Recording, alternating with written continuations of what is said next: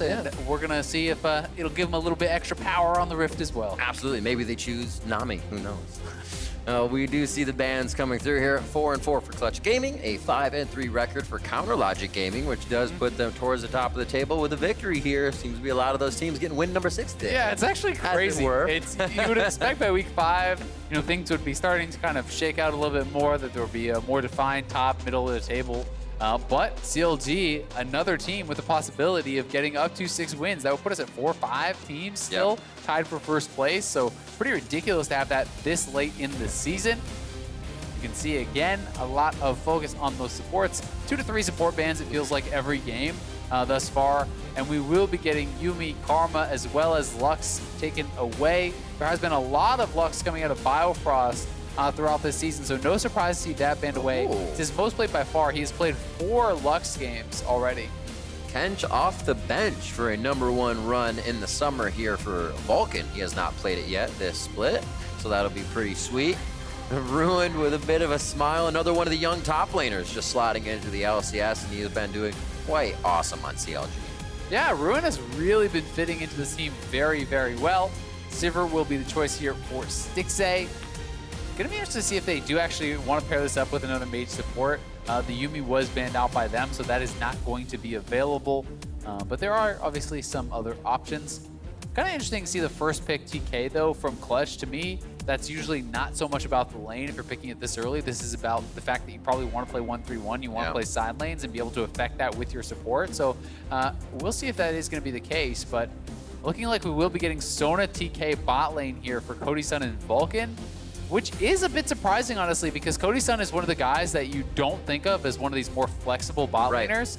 He has always been kind of that traditional marksman-style player, plays marksmans almost exclusively.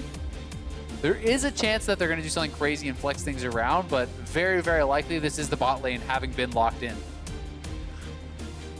Scrags is ready for more. He's like, I like these picks. It does look like a pretty crazy fight comp so far. You get everybody in onto the equalizer, and you might have Wiggily creating his own frying pan with that Cataclysm. What's the follow-up here with the side of Counter Logic Gaming? Maybe that mid laner, maybe that top laner. Probably leave PowerOfEvil's pick for last, as they are red side. It is a little bit interesting to see that they didn't elect to go for Sona Taric. The Taric, normally this is kind of the backup option. When I've mostly seen it is Taric's taken off the table. But you are going to have more ability to influence the side lane, so it doesn't have to be as exclusively about the team fight as it often is with Taric. So, a little bit more flexibility in that regard, but I would also say the scaling on this type of comp is worse compared to the Sona Taric. Tahm Kench certainly not as much of a beast in the team fights as Taric is late game, and we know that ultimate can be extremely powerful. Rumble going to be likely going up the Jayce in that top lane here from Ruin. Could be flexed mid, but PowerOfEvil is generally not the Jayce type of player, and this would be yet another unique pick here for Ruin. He has yet to play 2 games of any champion in the LCS this split, and it's actually insane how deep this guy's champion pool is. We're on game number 9. He hasn't doubled up once.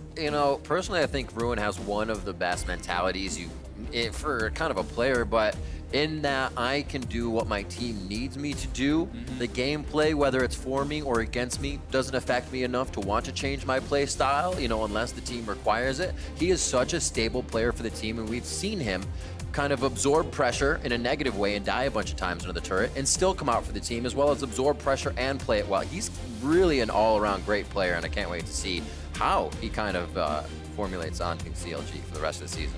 Yeah, I think he's been an amazing pickup for the team. He has had those games where he's been the focus of pressure, as you're saying. But he's also had lots of games where he's been crushing it in lane, where he's dominated the map, where he's the first one making that TP and making things happen for the team. And just to have a player like that, where you have 9 unique picks in 9 games, what is the pick ban strategy against that, right? It almost starts to feel worthless to even throw bans towards him. Yes, you can try to ban out OPs if you feel like that is really, really powerful, but it becomes extremely difficult to try to counter pick. Very cool. Pyke coming through, so I want to say this is likely the support here for Biofrost, but we know that there is the potential for it to be flexed around. Certainly, it could be theoretically going up to Ruin. We could see the Jayce flex mid, but very likely that is going to be their bot lane support. And we'll have to see what the last couple of picks here are for Clutch. And then CLG could make the decision, do you want to flex or do you want to play it more standard? We're getting a Graves. What? So bringing more consistent damage out of the jungle here. They need an AD threat. They don't have a marksman because they're bringing in that Sona Tahm Kench bot lane. So you have Sona Tahm Kench bot lane. You have the Rumble. You're going to take a Syndra. So you need a high physical damage source from somewhere. Main options, if you want a marksman, would either be obviously Kindred or Graves. They're electing to go for the Graves, which I think is stronger early. So very, very interesting stuff here. Vladimir, likely not going to be the pick here. That LeBlanc is looking more like a PoE style of pick, so should be the Sivir down in that bot lane alongside the Pyke. LeBlanc going to be mid as an answer into the Syndra. Pretty heavily skill matchup, I feel, there between Damonte and PowerOfEvil. You know, these two kind of burst mages, if anyone can get significantly ahead of the other, it can become a very one-sided matchup pretty quickly. So we'll see if they can get any sort of real advantages there. But this is a very interesting draft from Clutch, and it's a team that we have not associated with this style of play from the bot lane at all. Cody Sun is always the style of play we associate with Huni himself. Yeah, Huni, like Lira, Damonte maybe. One person alone, but they are really distributing this potential across the team, and I wonder how they'll work with it. One thing that spells out for me, Azael, is fun. And I think you have some of your best games when you're having fun, and I think Clutch Gaming can do that with this composition. Yeah, I mean, I definitely agree. This is going to be a really exciting one here for Clutch. We'll see if they can actually pull it all together. We're getting the second game ever of Pyke from Biofrost as well. Nice. So pretty excited to see that coming out from them. Another aggressive pick here from CLG's bot lane support, but in a very different style. It's not the Zyra. It's not the kind of aggressive poke mages. This is looking more for the all-in, more for the roam, and I'm excited to see if they can really press the advantage there. Showing a different side of themselves. Clutch Gaming coming out with a completely different composition than usual. And CLG playing it pretty standard, but Biofrost is reaching into that pool to pull out the Pyke once again as CLG looks to once again top the tables with the rest of the teams. Sitting at number 1. We're about to the out of the rift for the last game of the day. It's going to be CounterLogic Gaming versus Clutch Gaming. Should be a very good one, and feels like Clutch is really going to have to try to get things done early. I do not think you're going to want to be sitting back and playing it slow against this Sivir, who's going to be so strong in the later stages. But that being said, they do have, you know, some champions on CLG that are not the easiest to team fight with as well. When you look at the Jayce, when you look at the LeBlanc, that can be difficult to make work in a 5v5 later on when you're up against this Tahm Kench, who can kind of grab up whoever you're trying to burst down. So definitely, you know, opportunities for both sides at all stages. And also really excited to see the return of Graves to the competitive scene. Has been quite a while, I feel like, since we have seen him on the LCS stage. Bringing out that Mafia Graves, electrocute. Let's see if he can get that early game damage down and get his buckshot out into his opponents. Got a quick pause on to a Ruin. He's bringing the Jayce into the game. I believe we saw Kumo go crazy on Jayce today on that Cloud9 game. Absolutely awesome. And kind of flexing that NA Jayce back in NA favor. Yeah, NA Jayce looking like a good thing once again. And we'll see if Ruin can keep that rolling. Yep, phase rush for him. Keep up in pace and do some big damage. Yeah, I mean, phase rush can be pretty versatile. You know, a lot of times people will look for the Airy to kind of really have the additional poke, the additional power in the laning phase. A few extra hits. You know, if you Airy, Scorch, that sort of style can be, you know, pretty powerful. But at the same time, phase rush is going to allow you to escape out of a lot of those ganks more easily. You're looking at the combo of Rumble as well as Graves. There's no hard CC there, right? All they actually have is like Harpoon and Smokescreen slows. True. You can proc that phase rush. You can oftentimes just run straight out. And also aggressively, you know, if you are starting to win a trade onto Huni, you can utilize that phase rush to actually chase him down and try to grab that kill for yourself. Expect the bot lane to be pushed in quite a bit in favor of Stixxay, Sivir, and Biofrost. It'll be better if Cody Sun can stay out of Pyke range in the beginning anyways. He'll be happy to keep himself near the turret and not having to be devoured every 4 seconds by Tahm Kench. Not even that you can do it 4 seconds. That's about the time that you go down trying to get saved again. Cody Sun looking good and happy about this situation. Yeah, I'm going to be really excited to see how CLG actually pulls off this bot lane 2v2. You know, oftentimes People are looking for kind of these poke supports, or if they're going to go with an all-in support with like Pyke, they pair it with like a Draven or a Lucian, something that's really strongly all-in. They kind of have a little bit of column A, a little bit of column B. You know, Sivir is generally, you know, you would dominate this lane by pushing them in and just poking them out. Yeah. But if you push the Sona Tahm Kench in under the turret non-stop, well, what is Pyke supposed to do in that lane, right? So then maybe the idea is push them in and then have Pyke roam and affect them out elsewhere. I like it. But, you know, I'm going to be really curious to see what they want to actually do. What is the game plan in this 2v2? Because if you just AFK push in the lane and then back off and wait for the minions to come out, well, Vulcan and Cody Sun are probably going to be able to farm just fine.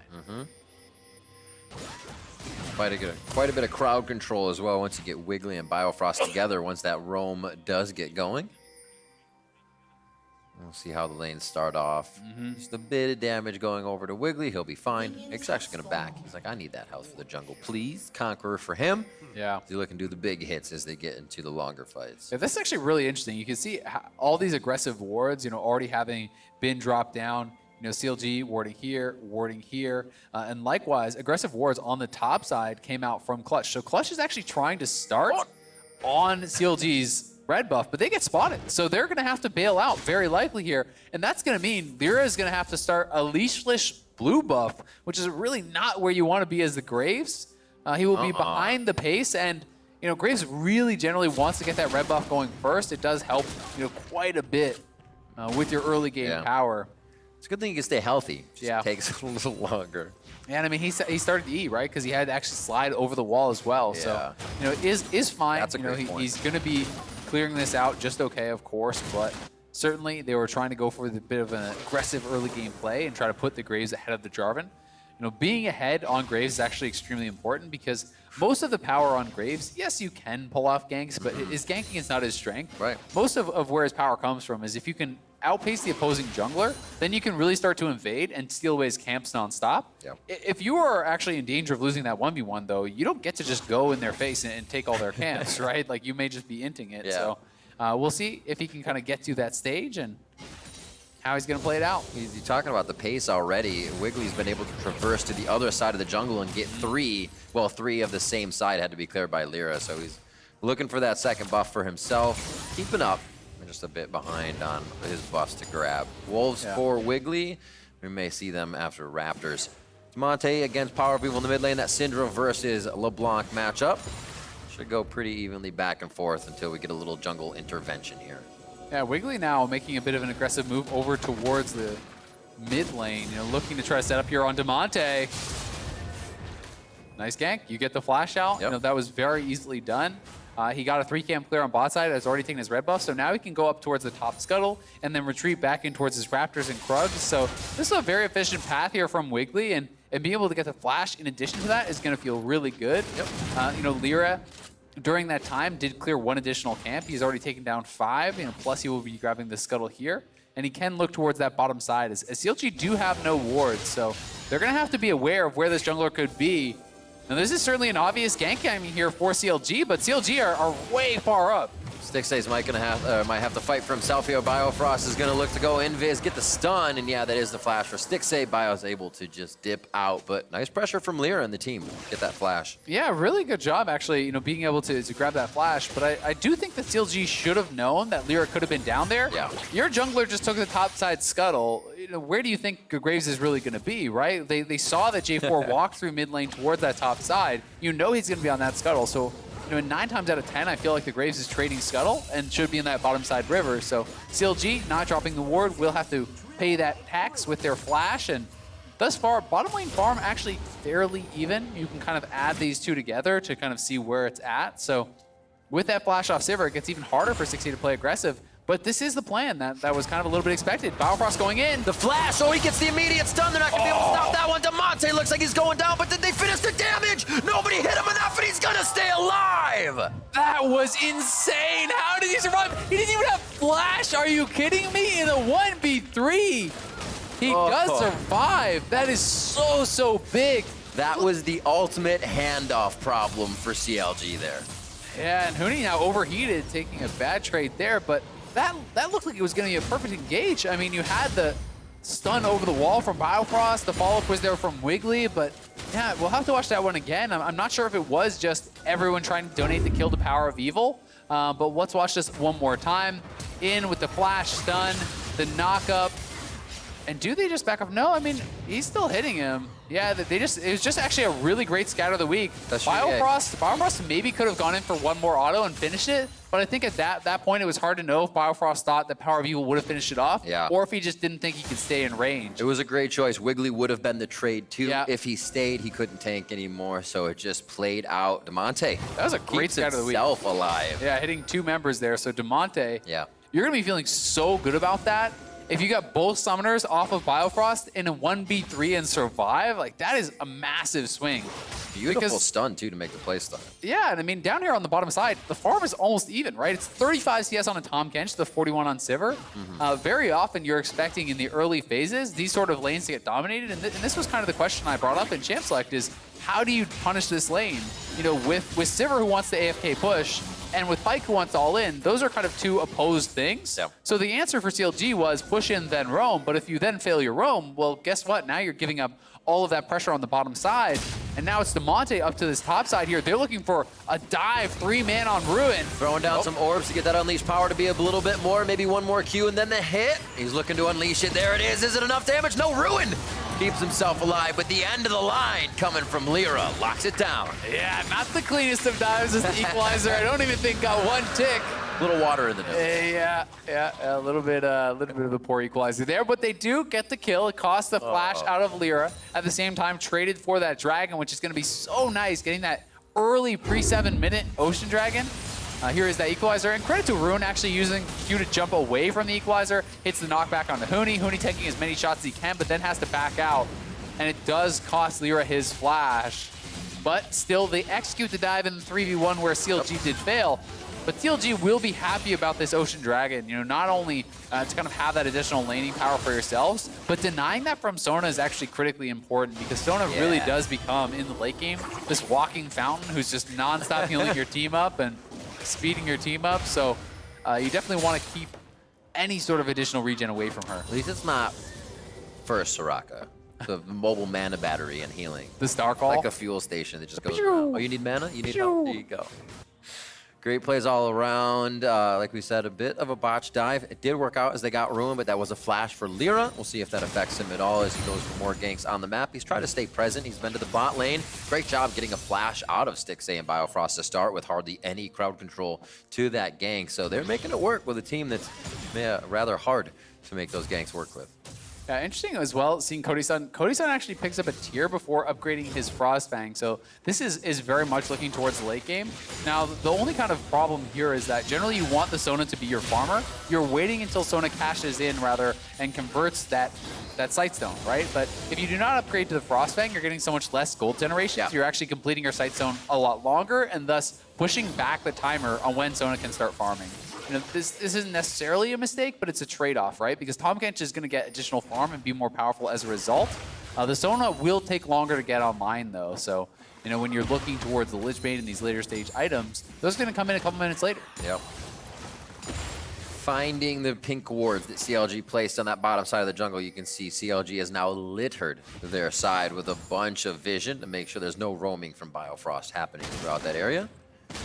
Looks like Clutch Gaming will now start to pick up a little bit more of the resources around the map to make sure they can get the next objectives. It's actually kind of crazy, you know, Tahm Kench with the support gold generation plus all his CS. You know, he has more gold than Jayce, right? Like, this is actually, I think, the most farm I have seen this type of Sona plus Terracore Tahm Kench lane get. You know, they're actually up in, well, I mean, it's about tied, right? You know, but they're up in gold in the 2v2, but the Tahm Kench basically has as much gold as the Sivir and more than some of the solo laners. So this is actually pretty crazy. That's the kind of thing is tied is really great. Yeah, I mean, it's insanely good. Oftentimes you're doubled in farm, you know, at the early stages. And this is going to mean that Tahm Kench is way more tanky than expected. I'm going to be interested to see where Vulcan decides to spend that gold, because usually you don't have the luxury of getting additional items, you know. Is he going to go for an early Knight's Vow, or will he look for something, you know, a little bit more kind of personal power, as you might see a top lane tank take, right? You know, you could go for something like an Abyssal if you want to go that route, but it is CLG looking to set up a 4-man play here on the bottom side. Look, oh, the Devour got used too. This is actually so good. Level 7 there. He hasn't even been able to use that crescendo. He gets knocked down before he can even make a sound. Vulcan's going to be the next one. Great help is out. Biofrost will fall. They able to trade one back. Kill assist to the kill and assists. And now Vulcan, it's only going to be so long. That one's an in and out from PowerOfEvil as he makes a little magic happen in the bot lane. Yeah, Vulcan probably should have taken that death with the flash and, save that flash for next time. But still, a really nice dive there from CLG. They do lose one in the exchange, but that was so well timed. As soon as you saw that Devour had already been used on Cody Sun, you know that they are screwed because there's no way out there for Cody. Also really interesting to note that it is actually a tier Jayce on the top side. I can't even remember the last time I've seen this in competitive play. It's almost always now the rush for early power, longsword stacking. This is a very powerful later stage build, but again, it's going to take longer to get online. And here this is one more time. Devour already used. Look at that. EQ flash perfectly done there from Wiggily. The Pyke dunk comes in right after, but the great health was on point from Vulcan, absorbing so much of that damage, keeping himself alive, and does allow him to trade back one kill. Here's more roam coming from Biofrost. He actually came from the top side of the map now, and he's going to be in mid, just getting that move on. Mobility boots right away, obviously, so he can keep himself going, and the ult's going to be up very soon again if they really want to put that to the test. Yeah, I'd like to see that quite a bit, but yeah, we'll see if Ruin is going to actually hard commit to a split push style. Generally speaking, that's what tier used to indicate. It can be more about having the additional mana for poke, but oftentimes you just want to go lethality, especially when you already have an Ocean Dragon. It's interesting that you feel that you need that much mana. And when you do actually stack that tier, you have your more mana, you are going to have a lot of additional kind of damage on your auto attacks. So curious to see how he decides to play it. Good in and out, keeping Biofrost safe. His flash is actually back up from the last engage. Lira getting hit up. Ooh, collateral damage. Wasted out down the channel back to the Raptors there, so they will be waiting on that ultimate. But I like what CLG is doing. They're using this roam potential to start kind of picking at Clutch Gaming. Very close for Ruin going down there as Huni gets the damage on, and a little overzealous coming in. PowerOfEvil gets caught out as he roams into his own jungle. Yeah, Damonte taken down there, does get dunked by the J4 and Pyke. Nice catch. Words. Yeah, from them. It's looking like another dive here coming down on Ruin. Oh, he can only live for so long after so many dives. No tether on the last shot, and they are going to lose Ruin. Finally, he's absorbed so much, but taken down twice. But that's what we said about this player. He can always bounce back. Clutch Gaming is looking to get more kills across the map, though. They're feeling like this is their time to turn up the pace. They are going to lose a Drake, but they're finding some of the kills that are going to help them out. Yeah, Cody Sun not able to connect in the ultimate. Still no Frostfang upgrade, so very interesting. Different style of build here, and it is actually going to be the redemption rush for Tahm Kench, so he is still going for that supporty style. You can also see, as a result, Ruin going for the scaling build. Tier does not give you combat power, right? So the all-in is going to be that much stronger for Huni, and as a result, Huni is kind of running this lane perhaps more heavily than he would have otherwise. So definitely interesting to see the back and forth happening here. Huni camped out on this pink ward.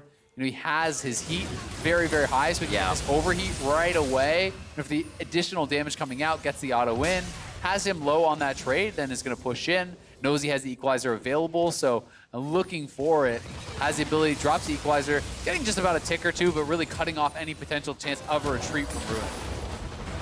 Like it. First herald used towards mid lane, and good pressure from Clutch here. We see that Huni-Lira duo back into the mix and make things happen on the top side of the map. Huni 1-0-1, Lira 1-0-0. Yeah, Lira going to be fairly strong already, picking up a couple of those long swords. Interested to see where he's going to go with this, if it will be towards something along the lines of, Warrior Ghostblade, that sort of style of build, or if he's going more like Death Dance and kind of pseudo-tanky style of builds. Definitely are a number of different options you can look towards with Graves, but when you do go that kind of pure squishy style, it can be pretty tough to pull off sometimes, especially against the likes of this LeBlanc and champions along those sort of style that can burst you down. Good invade. They have the vision to do it. They have a few pink wards as well to bring along with them to make sure everything is safe in this instance. Bit of a rotation here from the bot lane. Cody Sun and Vulcan are coming up through that mid area, but it looks like with power and numbers, CLG makes it out safe, and they do a little resource denial on the side of Clutch. Yeah, nice to see the roam made there from them. They pushed out bottom lane, moving up towards that top side. You know, they had already lost the rift, but they are going to be able to take away the blue buff and feeling pretty good about that. Clutch up 2 turret plates, and that really is the rift advantage that they kind of had dropped down. So fairly even in that regard. Slight gold lead here for Clutch, but the 2 dragons on the side of CLG basically puts us, I would say, at a dead even game. Like, nope. Huni's like, I smell danger. I'm not going out there.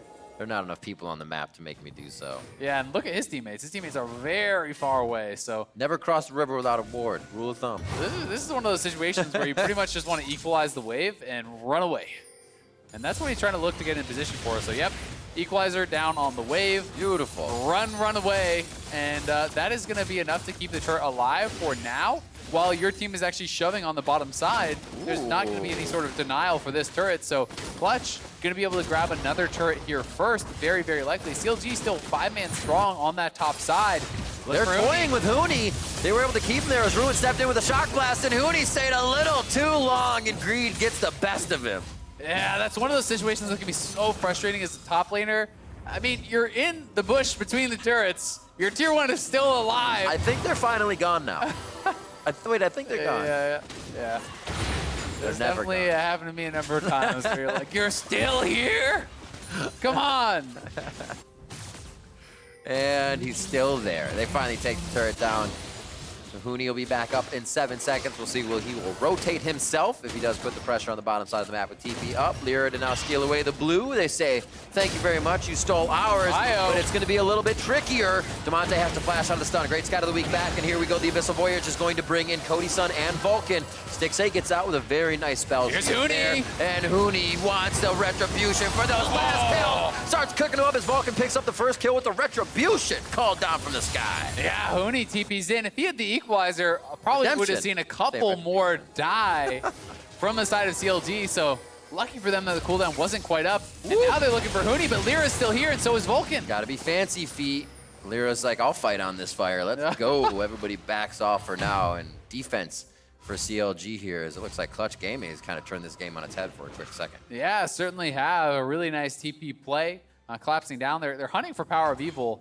Don't think they're going to find him as the base does finish there, but still a nice move from Clutch, and they're actually, you know, looking pretty good these last couple of weeks. It seems like the league has just gotten so much more competitive overall. You know, this split, we have been seeing so many teams battling very, very closely and really fighting at the top of the table, and it's making it, you know, so hard to predict a lot of these outcomes and a lot of these games, and it's really resulting in some very exciting setups. And you never know when that's going to happen and what kind of the causations are for it. You say, yeah, everybody's playing against each other, so you kind of figure out the way you want to play, or 2, the teams are starting to gel a little bit better as you started swapping in and out players from different teams. So as all of those start to level out, I love seeing the competition get that much closer in the middle part.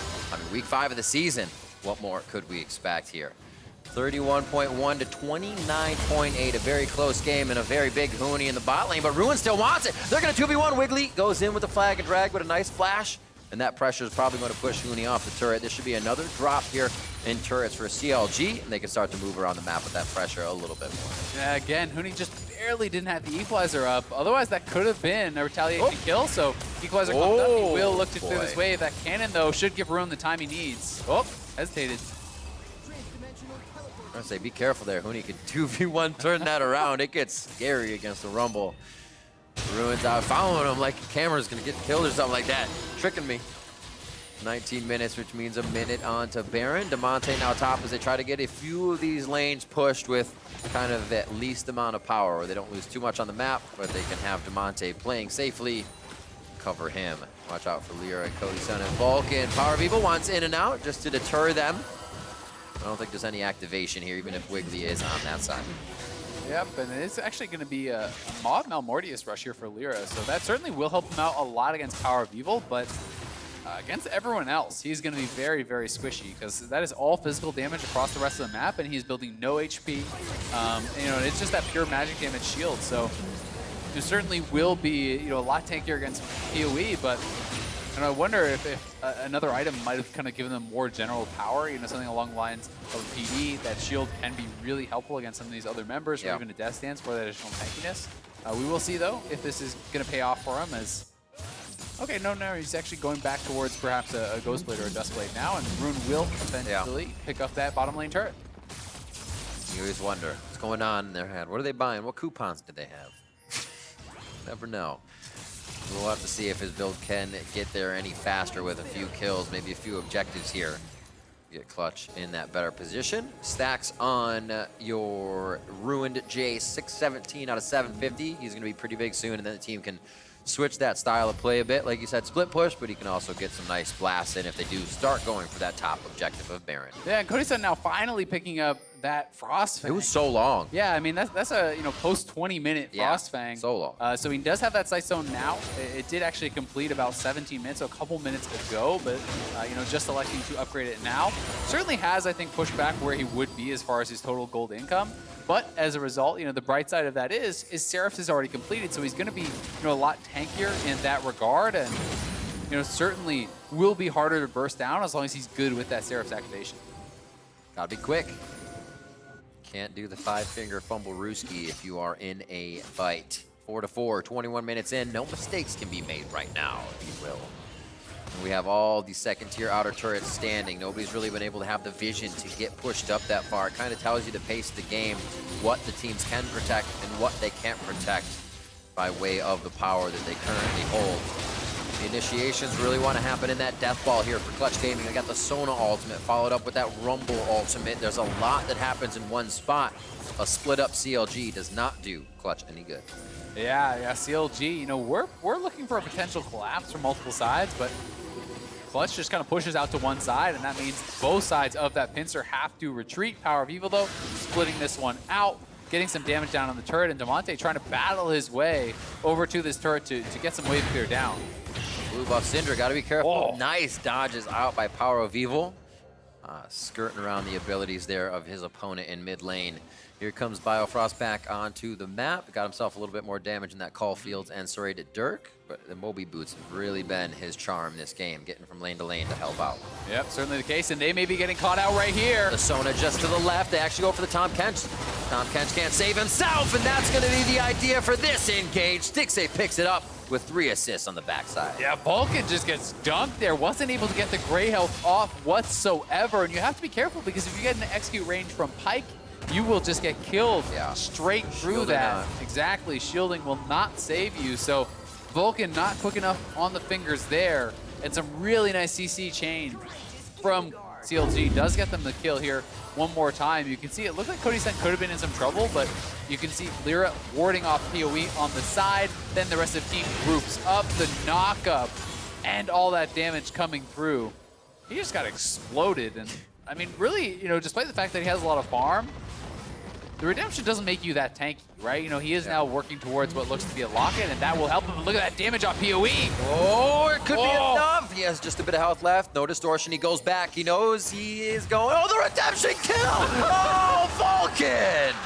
Beautiful! That is hilarious. You love to see redemption kills. That's the second one this game. It's gotta be one of the most satisfying feelings as a support, I feel like, getting the kill with that. It is great. There you go. Your farming paid off, Vulcan. It has really paid off. What a buy there. I was thinking as well, redemption first is great, but you have LeBlanc popping people. You almost want to lock it to start that off, but no more questions on that. Seems like you built the right item first. Fantastically done. Biofrost trying to get into the hair here of Vulcan. He's feeling good. He's just going to clear out some more. We'll see this one more time. PowerOfEvil almost gets himself out. And that's why this matchup between LeBlanc and Syndra is so interesting, because if you're able to actually, he was just cornered. You can't go back into the Syndra either, so it's probably better to just give away the kill to Tahm Kench. But if you can actually dodge the Scatter of the Weak, with your distortions, then you can really win that matchup. If you do not, then that is what it starts to look like, especially neither side has any MR. This is not even, sometimes you'll see people go, Merc Shreds, Banshee's Veil really defensive in this matchup. But in this case, both these guys are going Glass Cannon. It's like Ludens Morellos. Yeah, so that means if you mess up one time, you can get 100-0. It's the kind of play I like to see. So we got out of Lux last week or a few weeks ago. It's the best. You got high-tier plays and high-tier mistakes. Vulcan Not in a good spot, gets stunned back. That's the stun that kills them. The crowd controls you. What a scat of the week onto Wiggily. Cannot get the flag and drag in. He still wants the Cataclysm. They say the engage is still good for Counterlogic Gaming. Nice kill onto Wiggily, but they're gonna get it back onto Vulcan is now. They start to explode from the side of Clutch Gaming. PowerOfEvil's getting cooked out of this fight as the rest of the team is on the bottom near the river. They have to make sure they can get to PowerOfEvil or at least turn the fight back to a reset. Yeah, and they will be able to look to reset here. But 2 kills going the way of Clutch as they engage onto Vulcan, and Vulcan gets the great health off this time, and a great scatter of the week because PowerOfEvil coming over the wall. Great choice of the LeBlanc. It's exactly what PowerOfEvil needs to continue to do in down number situation when they have a disadvantage, is go for Cody Sun, go for those squishy champions.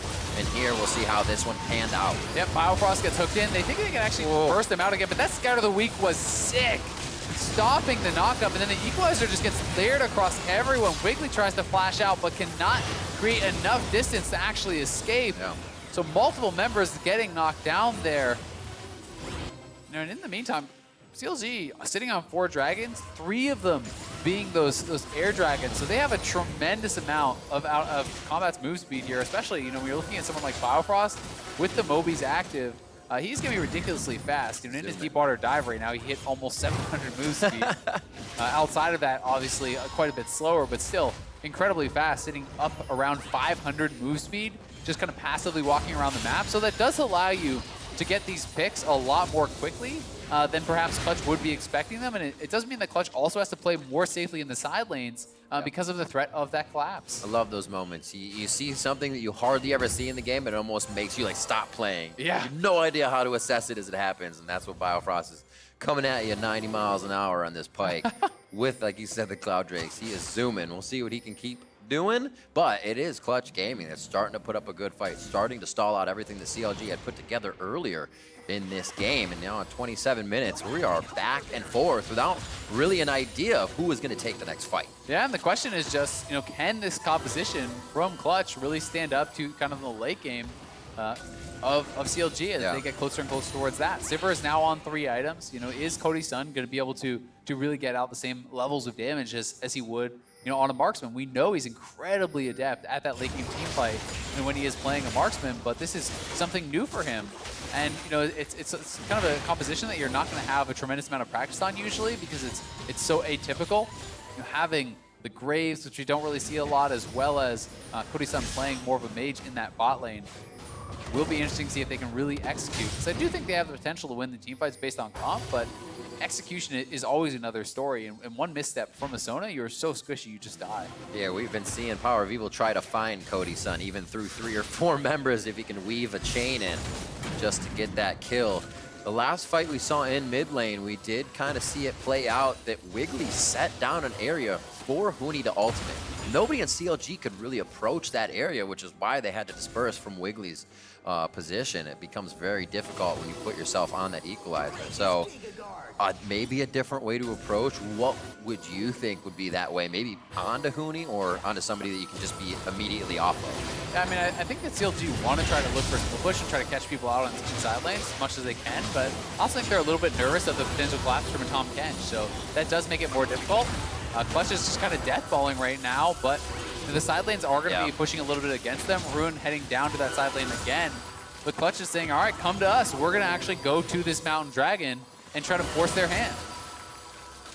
Top lane starting to stall out for that push as it meets Clutch Gaming's wave about halfway up. Cody Sun taking quite a bit of damage.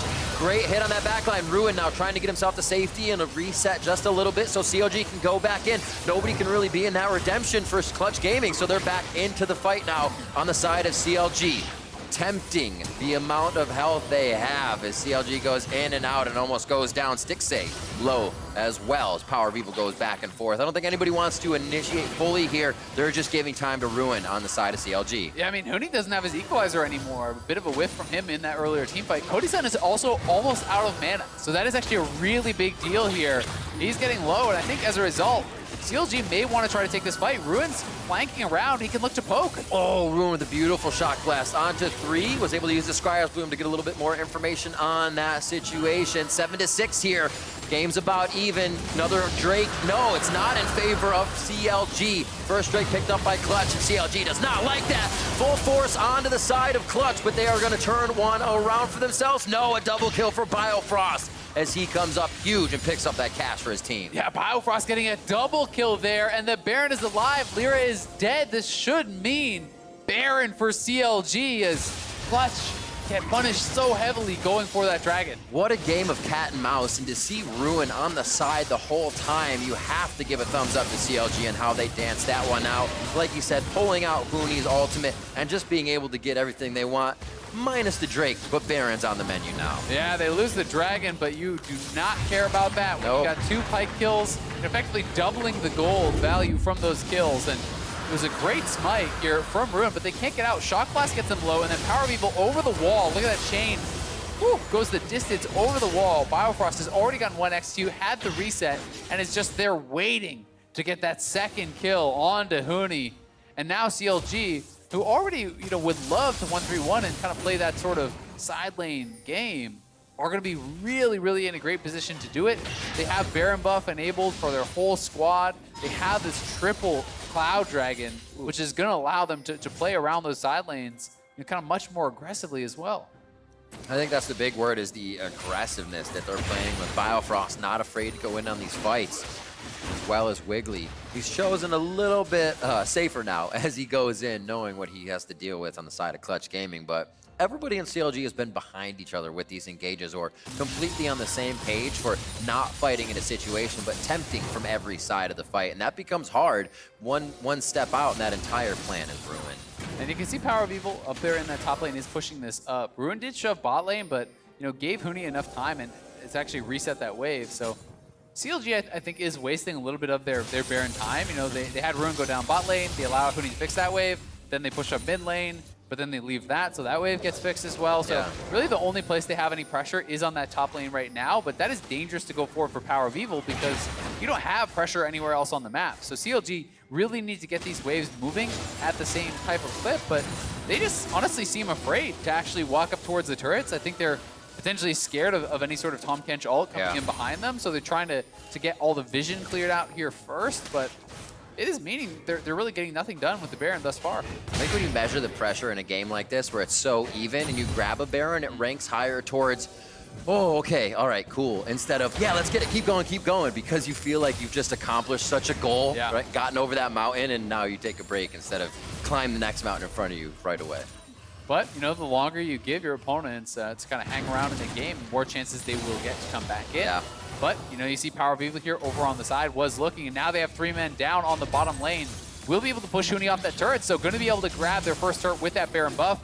PowerOfEvil shoving up, so now they have the waves kind of coming in more synchronized, and they will be able to get this Baron buff going in the mid lane. PowerOfEvil still in top lane, and Ruin shoving out here in the bottom. This is going to become tough to defend. That last golden minute of Baron, how will they use it? They were plotting the whole time. They got the waves in position now. They were organizing all the way up, but it definitely means that Clutch Gaming can defend a little bit better in these choke points of their bases. CLG steps up to the stairs. Top turret's very low already. Mid getting hit up. And bottom taking a bit of damage here from Ruin, as he has just been a one-man RB, absorbing a lot of what Clutch has done, but also helping his lane alone do what it needs to do in the game still. PowerOfEvil got sent back to base by Damonte's ult, but he just TP'd straight back in while Damonte was getting mana, so this turret should be going down, and they're going to engage in mid lane. PowerOfEvil takes down the left turret. Stixxay gets to a safe spot as Redemption comes down. Safety under the turret. Safety and numbers. Clutch is looking for the buddy system right now, and Huni needs a few more on the bot side. Two's a crowd at this point for CLG, as powerful as they are.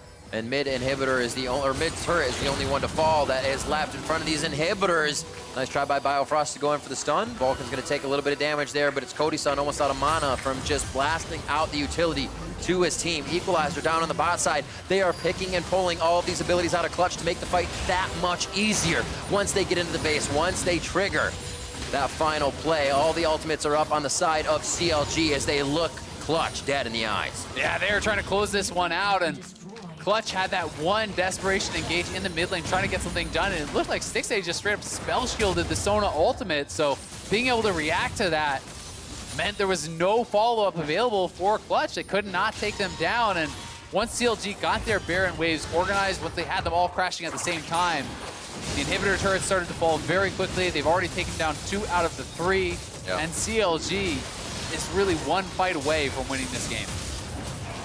It'll be Elder next as well.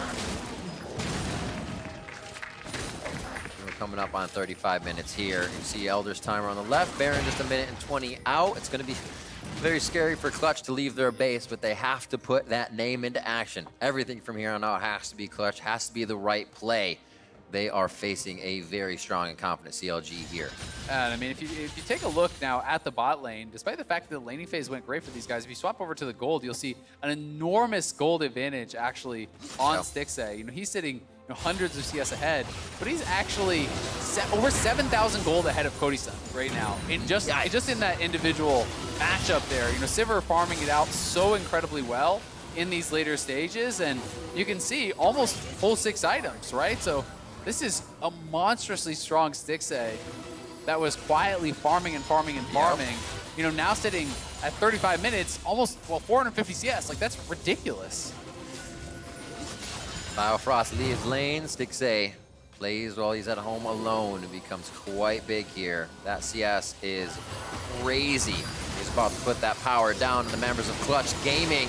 Watching where Stixxay is on that right side. He's by Wiggily. Wiggly's going to get that initiation if he does want to go, but they're more so waiting for that Rumble Equalizer that just came flying out to kill some minions. Huni going to be waiting on that for the comeback up.